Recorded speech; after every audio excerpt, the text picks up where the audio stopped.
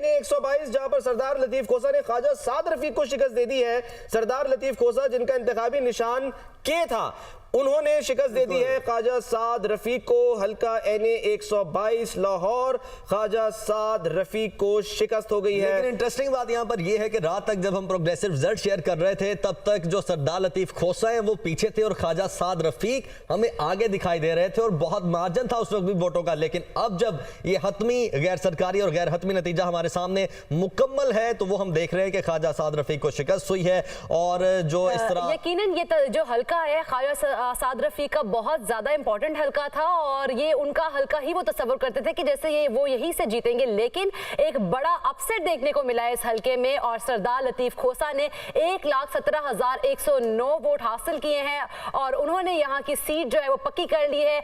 NA 122 का हल्का लाहौर का बड़ा अहम हल्का तस्वर किया जा रहा था जहां पर ख्वाजा साद रफीक को शिकस्त हो गई है। जी बिल्कुल, ये बड़ा हल्का था। सरदार लतीफ खोसा ने ख्वाजा साद रफीक को शिकस्त दी। 1,17,109 वोट लेकर सरदार लतीफ खोसा कामयाब करार पाए हैं। उन्होंने सीट पक्की की है। हल्का NA 122 लाहौर से ख्वाजा साद रफीक को शिकस्त। इसी पर हम बात करते हैं पाकीज़ा और मोहम्मद अशफाक हमारे साथ मौजूद हैं, उनकी तरफ जाएंगे।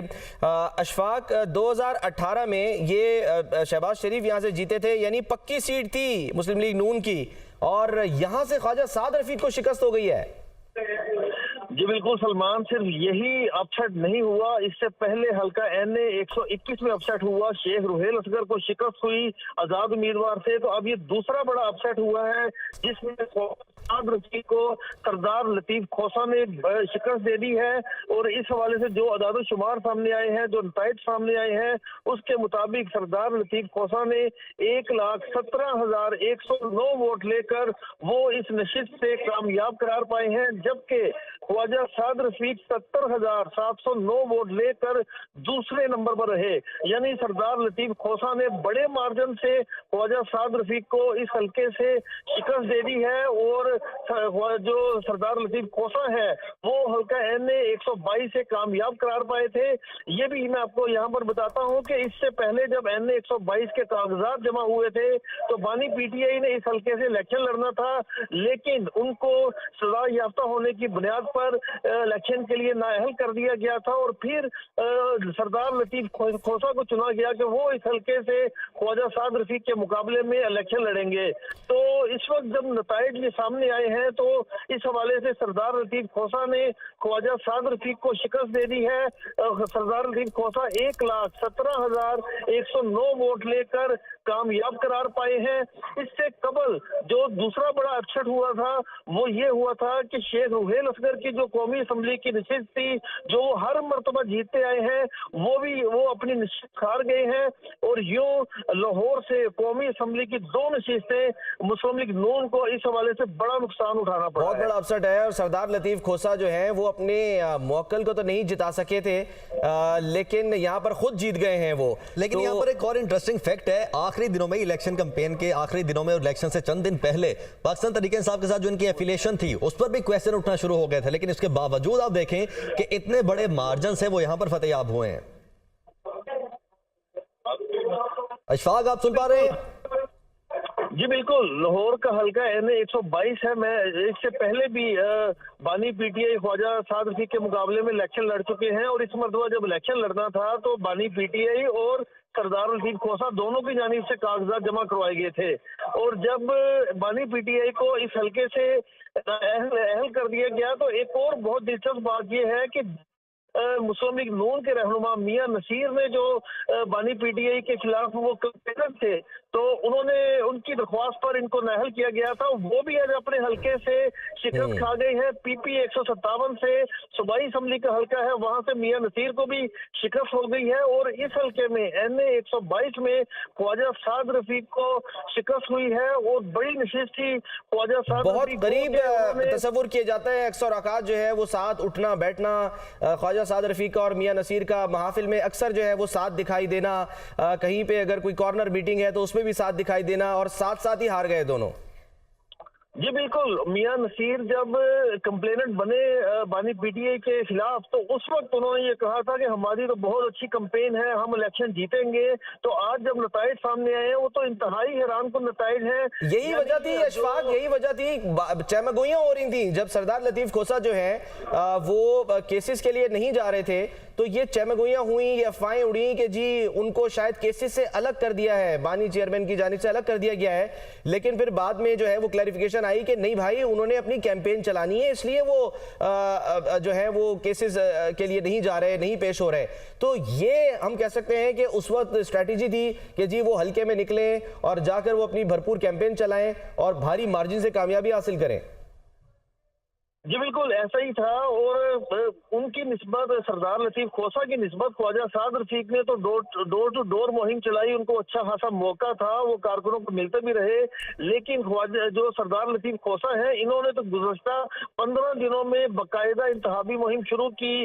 ये मार्केट्स में गए, बाजारों में गए, गली मोहल्लों में गए, डोर टू डोर मुहिम चलाई और उसका नतीजा आज ये निकला है कि सरदार लतीफ खोसा ने हल्का NA 122 के निशान ख्वाजा साद रफीक से छीन ली है। और ना सिर्फ छीन ली है, बड़े मार्जिन से उन्होंने ये कामयाबी समेटी है। और उनके साथ साथ जो मियां नसीर है PP 157 से, उनको भी इस हल्के में बुरी ठीक है अशफाक, बहुत बहुत शुक्रिया। ये एक और जो है वो बड़ा नतीजा था जहां पर सरदार लतीफ खोसा, जिनका इंतखाबी निशान था के, वो इस हल्के से के फॉर किंग बन गए हैं और उन्होंने ख्वाजा साद रफीक को शिकस्त दे दी है। 23,000 उन्होंने वोट लिए। PP 163 लाहौर नून लीग के इमरान जावेद 23,120 वोट लेकर कामयाब हुए हैं, जबकि अजीमुल्लाह खान 21,778 वोट लेकर दूसरे नंबर पर मौजूद हैं। PP 163 लाहौर का नतीजा है।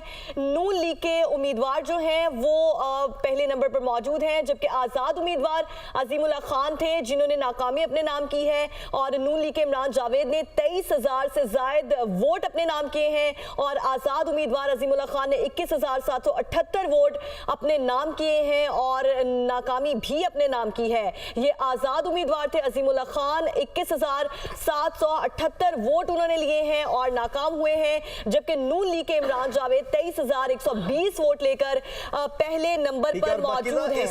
हल्के से अगर दीगर उम्मीदवारों की बात कर ली जाए तो तहरीक लब्बैक पाकिस्तान से इकबाल फारूक सिंधु थे, और JIP से वकास अहमद भट्ट, MML से मोहम्मद इमरान और AFP से शिराज अल्ताफ थे, जबकि AFP से शिराज अल्ताफ थे, और उसके साथ साथ IGI से मियां मोहम्मद असगर थे। और ये तमाम वो उम्मीदवार हैं जो यहाँ पर इलेक्शन तो लड़ा इन्होंने, लेकिन अब वो नाकाम हैं, कामयाब नहीं हो पाए। और इमरान जावेद, जिनका ताल्लुक पाकिस्तान मुस्लिम लीग नून से है, वो 23,120 वोट लेकर कामयाब हुए। फॉर्म 47 पे वोटों की तादाद कितनी आपको शो हो रही है? बाकी जो दीगर जो यानी कि जो करीब हैं या जो दीगर उम्मीदवार थे यहाँ पे, वो मैं चेक करता हूँ। सलमान, मीनवाइल आप ये जो रिजल्ट है ये अपने नाज़रीन तक पहुँचा दें, क्योंकि आप कह रहे हैं ना कि ये हल्का है, तो उसमें ये तो भारी थे, उसमें हल्का कौन रहा वो भी जो है वो हमें देखना चाहिए। फॉर्म 47 क्योंकि बड़ा अहम है आमिर, जब फॉर्म 47 आ जाए तो एग्जैक्ट डिटेल आ जाती है, और इसी का हम इंतजार रात से कर रहे थे जी। जो आपको याद होगा कि इलेक्शन कमीशन ने एक छोटी सी एक प्रेस कॉन्फ्रेंस, मुबैना प्रेस कॉन्फ्रेंस की थी, उसमें उन्होंने सिर्फ 2 हल्कों का जो है वो बताया जिनमें आज़ाद उम्मीदवार कामयाब हुए थे। उसके बाद फिर अब फॉर्म 47 के आने का सिलसिला जारी है।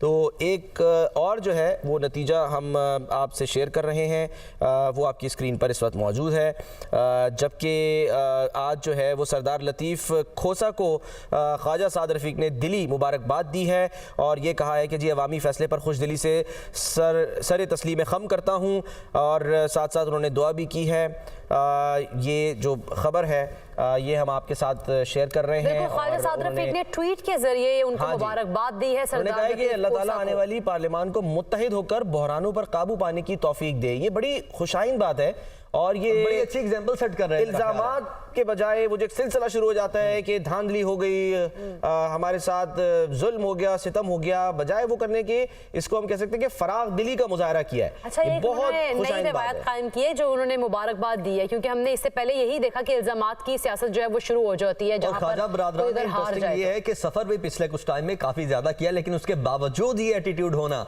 ये ज्यादा इंटरेस्टिंग है। जी हाँ, तो ये बड़ी अच्छी बात है कि उन्होंने ट्वीट भी कर दिया, मुबारकबाद भी दे दी और उन्होंने कहा कि जी सरदार लतीफ़ खोसा को दिली मुबारकबाद। ख्वाजा साद रफ़ीक ने कहा कि जी अवामी फ़ैसले पर खुश दिली से सर तस्लीम खम करता हूँ और अल्लाह ताला आने वाली पार्लियामान को मुत्तहिद होकर बहरानों पर काबू पाने की तौफीक दे।